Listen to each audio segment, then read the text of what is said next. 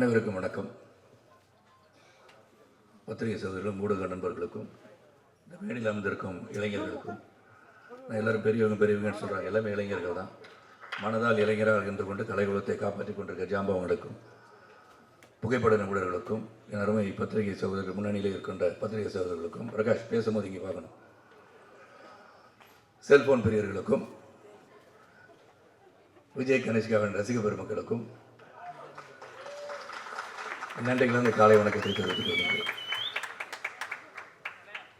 இது ஒரு nostalgic moment சொல்லணும். இந்த இடத்துல வந்து நின்னாலே 175வது நாள் விழா கமலா தியேட்டரில் மறைந்த கலைஞர் அவர்கள் இந்த விழாவில் வந்து வருகை தந்திருந்தார்கள். 175th டே நாங்கள் இங்கே செலிப்ரேட் பண்ணோம். ஸோ அதுதான் ஞாபகம். கமலா தியேட்டருக்கு வந்தாலே ஒரு சென்டிமெண்டலி குட் பிளேஸ்ன்னு நான் சொல்லுவேன். அதனால் கணேஷ்கா, you come to the right place and definitely உங்களுக்கு ஆல் தி பெஸ்ட். இதில் நான் சொல்லணும்னு அதிக நேரம் எடுத்துக்கணும்னு விரும்பல, 2 மணி நேரம் தான் எடுத்துக்குவேன். சாரி, 2 நிமிஷம் தான் எடுத்துக்குவேன். எனக்கு வந்து இங்கே வந்தாலே நான் இமோஷனல் ஆகிடுவாங்க தான். என்னை கூப்பிடாமல் இருக்கிறது என்னன்றது because I got my love and affection to both Vikraman and Ravikumar. Ravikumar வந்து என் வாழ்க்கையின் ஒரு தருணத்தில் என்னை வந்து அவர் வந்து, அதாவது அவர் முதல் படம் 1990ஆம் ஆண்டு புரியாத புதிர் வந்து அவர் இயக்குறார். அதுதான் ரவிக்குமாரோட முதல் படம். அந்த படத்தில் வந்து என்னை வந்து புக் பண்ணிட்டார். நான் வில்லனாக இருந்தேன். என்னை வந்து ஒரு பாசிட்டிவ் கேரக்டர் பண்ணுறீங்க ஷரத் அப்படின்னு சொல்லி இன்ட்ரடியூஸ் பண்ணி நீங்கள் வரணும் அப்படின்னு சொன்னார். சரின்னு சொல்லிட்டேன். ஆனால் அன்ஃபார்ச்சுனேட்லி நான் வந்து ஒரு 60 அடியிலேருந்து கீழே வந்து ஹைதராபாத்தில் அடிபட்டு 6 months I was in bed. கழுத்தை வெட்டினா கழுத்தை வெட்டியில் யாரும் சர்ஜரி வந்து கழுத்தை ஓப்பன் பண்ணி C4 C5 டாக்டர்ஸ் இருந்தால் தெரியும். C4 C5 வந்து ஸ்பைனல் கார்டு இன்ஜுரி. அந்த இடுப்புலேருந்து ஒரு எலும்பு எடுத்து அங்கே வச்சு 2 ராடை வச்சு 4 ஸ்க்ரூ வச்சு டைட் பண்ணி என் கழுத்தை நிற்க வச்சாங்க. அப்படி பார்த்தா நான் தான் அயன்மேன். அது பிறகு 6 மாதம் வந்து இருந்த பெட்டில் தான் இருந்தேன். அதுக்கப்புறம் வந்தேன். வீட்டுக்கு வந்தவொடனே அது வந்து சொல்ல வேண்டியது ஒன்று. ஏன்னா எதுவுமே நிலையானது அல்ல என்பதை புரிந்து கொள்வதற்காக இந்த கலைக்குழு மட்டுமல்ல, வாழ்க்கையில் அப்படித்தான். ஆனால் we have to accept the challenges and go forwardன்னு சொல்லுவோம். என்னால் பேச முடியாது. அப்போ I lost my voice. Right vocal cord was paralyzed after the surgery. அப்போ எல்லாருமே வந்து கிட்டத்தட்ட 11 படம் ஒரு பிஸியான ஒரு வில்லன். இங்கே வந்து காலையில் ஒர்க் பண்ணோம், ஈவினிங் போயிட்டு ஹைதராபாத்தில் இருப்பேன், திரும்பி காலையில் இங்கே வருவேன், தொடர்ந்து வேலை செஞ்சிட்ருந்தேன். அப்போ கிட்டத்தட்ட ஒரு 11 பேர்கிட்ட ஒரு அட்வான்ஸ் முன்பணம் என்னோட இருந்தது. அதில் ரவிக்குமார் வந்து வந்தார் என்னை பார்க்க. அப்போ வந்து பேச முடியாதனா எழுதி தங்களுடைய முன்பணத்தை திரும்ப பெற வந்திருக்கிறீங்களான்னு கேட்குறேன். இல்லை, நீங்கள் நடிக்கிறீங்கன்னாரு. நான் இப்போ வந்து வெயிட்லாம் ரொம்ப 20 கிலோ குறைஞ்சி அவர் எதிர்பார்த்த சரத்குமார் அந்த படத்துக்கு கிடைக்க மாட்டான்றது அவருக்கு தெரியும். சௌத்ரி சாரே சொல்லியிருப்பார், ஏன் புது படம் எடுக்கிற அவர் வச்சு எடுக்கிறேன்னு சொல்லியிருப்பார். அதனால் என் குருநாதர் தான் அவரும். ஆனால் அவர் சொல்லியிருப்பார், ஏன்னா வெயிட் பண்ண வேண்டாமல் ஒரு நடிகனுக்காக எதுக்காக காத்துட்ருக்கீங்க, அது ஒரு பாசிட்டிவ் கேரக்டர், ஒரு இன்ஸ்பெக்டர் கேரக்டர் தானே அப்படின்னு சொல்லியிருக்கலாம். ஆனால் அன்று அந்த ரவிக்குமார் அவர்கள், இன்னும் சொல்கிறேன், it's very nostalgic emotional to me, நீங்கள் தான் நடிக்கிறீங்கன்னு. அது 6 மாதம் ஆகட்டும், 1 வருடமாகட்டும், என்னுடைய முதல் படத்தில் உங்களை புக் பண்ணிட்டேன், நீங்கள் தான் நடிக்கிறீங்கன்னு சொன்னதுக்கு என்னுடைய அந்த படத்தை நடிக்கும் போது 2 பேருக்கும் பெரிய தகராறு. அந்த மாதிரி தகராறுலாம் கலை உலகம் பார்த்துக்க முடியாது. அதான் சண்டை போட்டுக்கும், இருக்கும், வரும், வராதுன்றது தான்.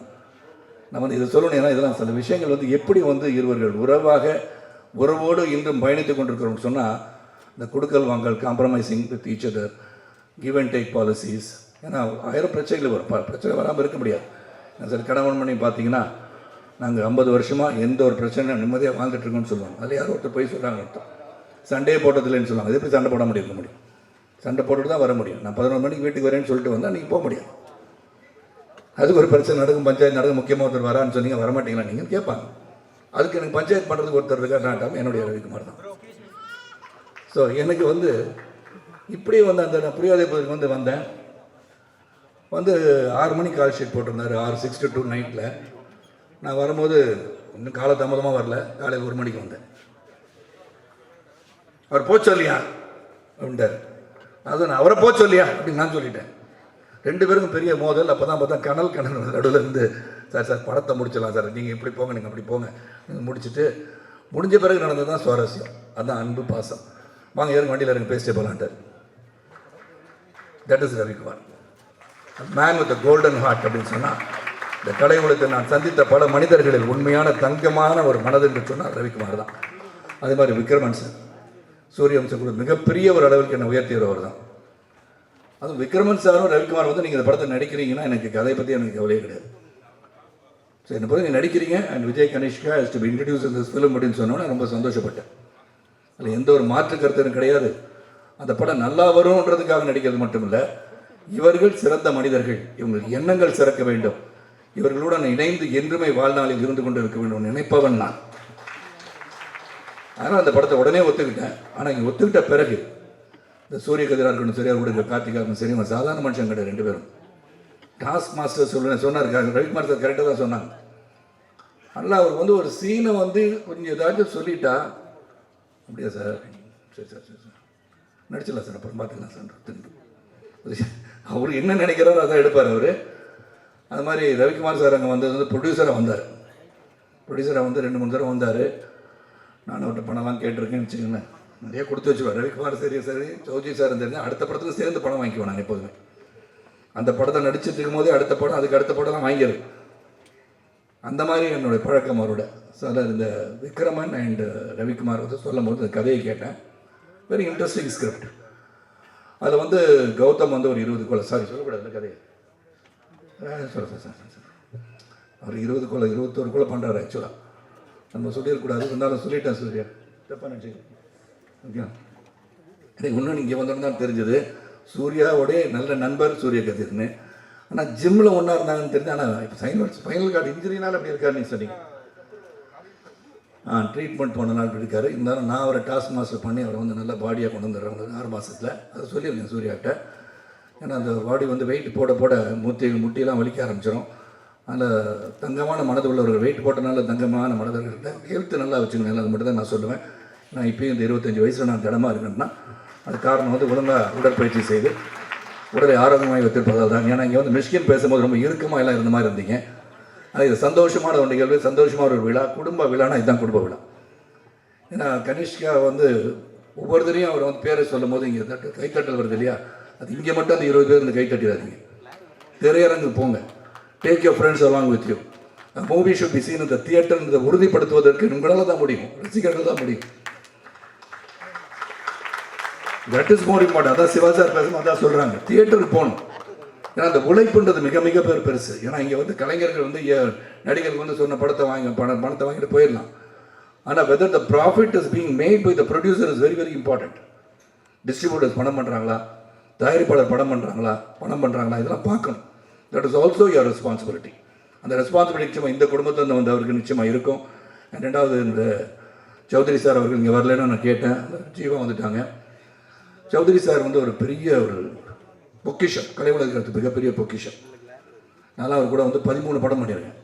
100 படத்தில் 13 படம் பண்ணியிருக்கேன்னா ஆல்மோஸ்ட் 10-13% ஃபிலிம் விட்டு. ஆனால் 100வது படம் என்ன வச்சு பண்ணலான்னு சொல்லியிருக்காருன்னு நினைக்கிறேன்.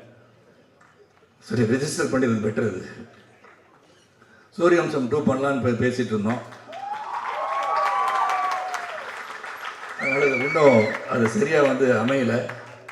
அது சூரியவம்சம் 2ஆக இருக்கட்டும், 3ஆக இருக்கட்டும், 4ஆக இருக்கட்டும். எனக்கு 150 வயசு ஆன பிறகு கூட நடிப்பேன். ஏன்னா பத்திரிக்கையாளர் ரெடியாக ஆகிட்டான். சரத்குமார் மென்டல் ஆகிட்டே 150 வயசு வரைக்கும் வாழ்வான்னு போடுவாங்க நாளைக்கு. அது சந்தோஷம் எனக்கு. ஏன்னா ஒருத்தர் 150 வயசு வாழ்வேன்னு சொன்னால் சந்தோஷப்படுறது விட்டு வாழ்வாராம் அப்படின்னு கிண்டல் பண்ணுறது தான் அதிகமாக இருக்காங்க இப்போ.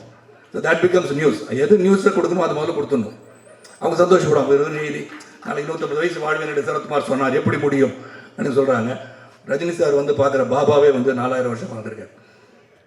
ஸோ அதனால் உள்ளத்தால் இன்று பார்த்தா இன்று புரட்சித் தலைவர் இல்லை, மக்கள் தலைவர் இல்லைன்னா கூட இன்று வாழ்ந்து கொண்டு இருக்கிறார். அதுதான் வாழ்க்கை.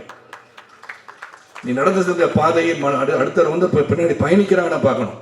So I will live for எவர்ன்றதை உருவாக்க வேண்டியதான் நம் கடமை. அந்த கடமை இங்கே எல்லாரும் செஞ்சிட்ருக்காங்க. நீங்கள் தான் சொல்லிட்டேன், வீட்டை சொன்னேன், உதயகுமார்ட்ட சொன்னேன், பெரியவர் எல்லாரையும் சொல்லிட்டு இருக்காங்களா, யாரும் சொல்கிறாங்கன்னு கேட்டேன் நான். அதனால் இளைஞர்களே அப்படின்னு சொன்னேன். இளமையாக இருப்பவர்கள், உள்ளத்தால் இளமையாக இருப்பவர் தான் வந்து இயக்குநராக இருக்க முடியும், மற்றவர்களை இயக்குபவராக இருக்க முடியும். ஆனால் என்னை பொறுத்த உடல் ஆரோக்கியத்தோடு இருப்போம். சுவர் இருந்தால் தான் சித்திரம். இன்றைக்கி வந்து ஆல்கஹால், ட்ரக்ஸ் இதெல்லாம் வந்து தேவையற்ற ஒன்று நினைப்பவன் நான். அதனால் எது அளவுக்கு மீறினால் அமிர்தம் விஷயம் என்ற ஒரே ஒரு பழமொழி மட்டும்தான் என் தந்தையார் எனக்கு சொல்லிக் கொடுத்தது. இது உன்னே தான் பாக்யராஜ் சார் வந்து பல பேர் மனசை உடச்சிட்டார், போயிட்டார், இருந்தால் சொல்லியிருப்பேன். அந்த மாதிரி சொன்னது வந்து எனக்கு என்னென்னா 3 நாள் வந்து தொடர்ந்து முருங்கைக்காய் கொண்டாந்தாங்க, முருங்கைக்காய் இருக்கும், கீரை கொண்டாந்தாங்க, சாம்பார் வச்சு கொடுத்தாங்க, ஆனால் ஒன்றுமே செட் ஆகலைன்னாரு. அவர் என்ன சீன் செட் ஆகலைன்னு சொன்னான்னு நினைக்கிறேன் இல்லையா? முருங்கைக்காய்க்குள்ள வீரியம் இருக்கான்னு எனக்கு தெரியாது, பட் என்ன சொன்னார் எனக்கு புரியல. உதயகுமார் கேட்டால் நீங்கள் அவரே கேளுங்கன்னாரு. நான் எனக்கு இந்த மாதிரி எல்லாம் சொன்னார் சார், வாசு சார் சொன்ன மாதிரி எதையும் நேரடியாக கேட்டுருவேன் நான். இப்போ அவர் பின்னாடி கேட்டேன்னு நினச்சக்கூடாது. நான் பாக்யராஜ் சார் ஃபோன் பண்ணி என்ன சார் பிரச்சனை, அந்த முருங்கைக்காய் கீரை சாப்பிட்றோம், என்ன பிரச்சனை வந்துச்சு, சீன் சரியாக வரலையா, என்ன செய்வா சார் கேட்கணும் இல்லையா, என்ன சரியாக வரல, சாப்பிட்டனால வரலையா, இல்லாட்டி சாப்பிடாம இருந்தாலும் நல்ல சீன் வந்துச்சா, இதை வந்து மக்கள் தெளிவுபடுத்திருக்கேன். ஏன்னா இது வந்து பெரிய சர்ச்சைக்குரிய டிபேட் ஆகி big the world nation wants to know அப்படின்வாங்க. அதுக்கு வந்து ஒரு பெரிய ஒரு மேட்டரை கொடுத்துருக்காரு அவர் இன்னைக்கு. அதனால் யாரும் முருங்கைக்காய் சாப்பிட்டு இருக்கவங்க தொடர்ந்து சாப்பிடுங்க, நல்லது தான். உடலுக்கு வந்து நல்ல சக்தியான ஒரு கீரைகள் சாப்பிடுவதோ காய்கறிகளை சாப்பிடுவதோ நல்லது. உடனே அது வந்து மாமிசம் சாப்பிடுவான்னு சரத்குமார் சொல்லிட்டான்னு சொல்லாதீங்க, அது கிடையாது. எல்லாம் சொல்லி நான் ஒரு பத்திரிக்கையாளர், அதனால சொல்கிறேன். ஏதாச்சும் ஒன்று சார் அதான் கருத்தாயிரும். ஆனால் நல்ல ஒரு விழா, குடும்ப விழா, சந்தோஷமாக சிரிச்சிட்டு இருக்க விழா, நிச்சயமாக தனுஷ்கா சொல்லணும். Dedicated guy, is very dedicated guy. இது வந்து அப்பா வந்து இயக்குனர், அங்கிள் வந்து ப்ரொடியூஸ் பண்ணுறாரு, நாங்களாம் வந்துட்டோன்றதுக்கு அவர் இங்கே இருக்கிறதுக்காக நான் சொல்லலை. I seen him every time that is there in the set. டெடிக்கேட்டடாக உட்காந்து அந்த சீன் என்ன வந்து என்னெல்லாம் கேட்பாருன்னா நல்லா பண்ணியிருக்கேனா அப்படின்னு கேட்பார். புளிக்க பிறந்தது புண்ணிய ஆகாது. அதனால் நிச்சயமாக டேலண்ட் இருக்குது. அந்த டேலண்ட்டை you has to only nurture the talent. நர்ச்சர்ன்னு சொல்லும் போது அவர் கதை எல்லாரும் சொல்லிட்டாங்க, கதையை கேட்கணும்.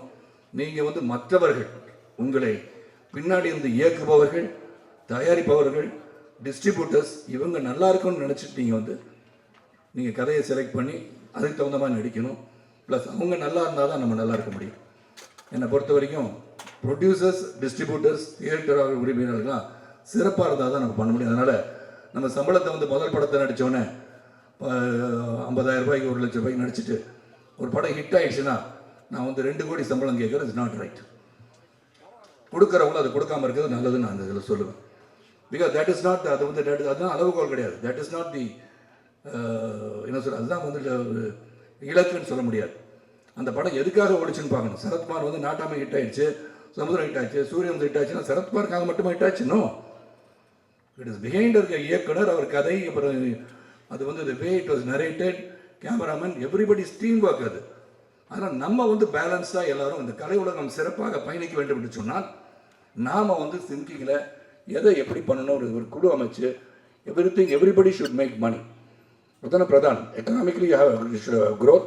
இந்த எக்கனாமிக் க்ரோத் எப்போ வரும்னா நாம் சிந்தித்து பட்ஜெட் பண்ணி அதுக்குள்ளே படம் பண்ணால் தான் திரையரங்குக்கு மக்களும் வருவார்கள். அதை பார்க்கணும். Sathya, hats off to you. Sathya போயிட்டாரா? மேலே பாடிக்கு வந்தாங்க, கீழே வந்து மேலே பற்றி உங்களுக்கு ப்ரமோஷன் கிடச்சிருச்சு. அதனால் சத்யாவோட மியூசிக் பற்றி சொல்லணும்னு தேவை கிடையாது. Is going to one of the top most music directors in future years to come and wish you all the best. நான் வந்து ஒரு 12 மணிக்கு ஒரு மீட்டிங் போகிறனால நான் வந்து உங்களை விட்டு பிரிந்து செல்ல வேண்டிய காலம் வந்திருக்கு இப்போ இந்த நேரத்தில். அதனால் ஐ தேங்க் ரவிக்குமார், விக்ரமன், இந்த entire team for having thought of me. Sarath சாரை போய் கேட்கலான்னு நினச்சது எனக்கு பெரிய பெருமை தான். ஏன்னா நம்பிக்கை என் மேலே வச்சுருக்க நம்பிக்கை, அந்த நம்பிக்கை இந்த திரைப்படத்திற்கு வீண் போகாது. It will be one among the hit list and it will be a hit. நல்லபடியாக திரைப்படத்தில் வந்து நேரடியாக போய் சென்று நீங்கள் பார்க்க விட்ட கேட்டுக்கொண்டு, அடிக்கடி ரவிக்குமாருக்கும் எனக்கும் சண்டை வர்றதை பற்றி டிபேட் நடக்கும். அதுக்கு ரவிக்குமார் அவர்கள் தயாராக இருக்குமாறு கேட்டுக்கொண்டு, என்னை வந்து வாழ்த்தி பேசிய அனைவருக்கும், என்னை பற்றி வாசு சார் சொன்னாங்க, சிவா சொன்னாங்க, ஜெயம் ரவி சொன்னாங்க, சொன்ன அனைவருக்கும் என் நன்றியை சொல்லி, அனைவருக்கும் பிறருக்கு உதவியாக இருந்து உபத்திரவம் இல்லாமல் உதவியாக இருப்பது தான் மனித வாழ்க்கை. நாம் இருக்கின்ற சில காலத்தில் நல்லது செய்து விடைபெறுவோம். ஜாதி மத மொழிபேதமற்ற ஒரு சிறந்த சமுதாயத்தோட பாடுபொன்று கேட்டுக்கொண்டு விடைபெறுகின்றேன். நன்றி, வணக்கம்.